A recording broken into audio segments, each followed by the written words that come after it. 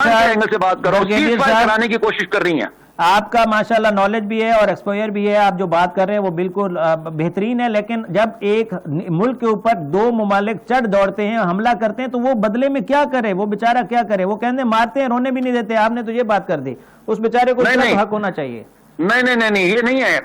دیکھیں بات سنیں، بڑی بڑی جنگیں ابھی روس کی اور اس کی یوکرین کی 4 سال سے جنگ چل رہی ہے، اور آپ کیجولٹیز ادھر تو کوئی کیجولٹیز نہیں ہوئی. آپ کو پتا ہے وہ روس اور یوکرین کی جنگ میں کیا کیجولٹیز ہوئی ہیں؟ کیونکہ لینڈ وار تھی نا، زمینی جنگ تھی. پتا کیا کیجولٹیز ہے؟ 1 ملین کے قریب ہے ایچ سائڈ پہ. یوکرین کی بھی 10 لاکھ کے قریب اور روس کی بھی تقریباً، کوئی کسی کا زیادہ کسی کا کم.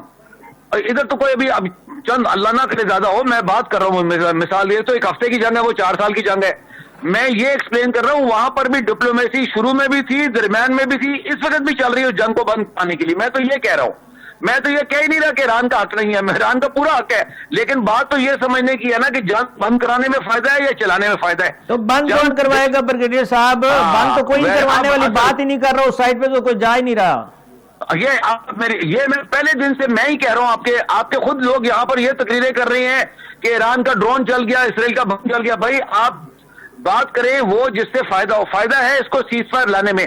ابھی ہمارے فیلڈ مارشل گئے ہیں، وہ سعودی سے بھی بات کر سکتے ہیں، اور دیکھیں اسرائیل امریکہ کو کہا تو جا سکتا ہے. چائنا اور رشیا اگر جنگ میں نہیں آتے تو نہیں آئیں گے، میں نے پہلے دن سے کہا تھا، تو بات تو کر سکتے ہیں نا. بات کرنے سے تو نہیں کو روک سکتا کسی کو.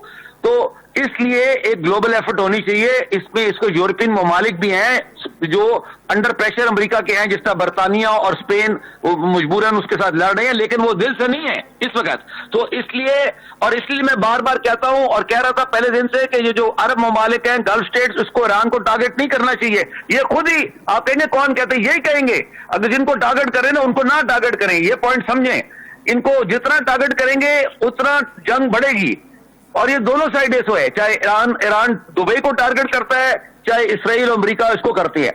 میں آپ کو صرف یہ کہہ رہا ہوں کہ اس کو جنگ کو بند کرانے کے لیے ہر کوشش کرنی چاہیے.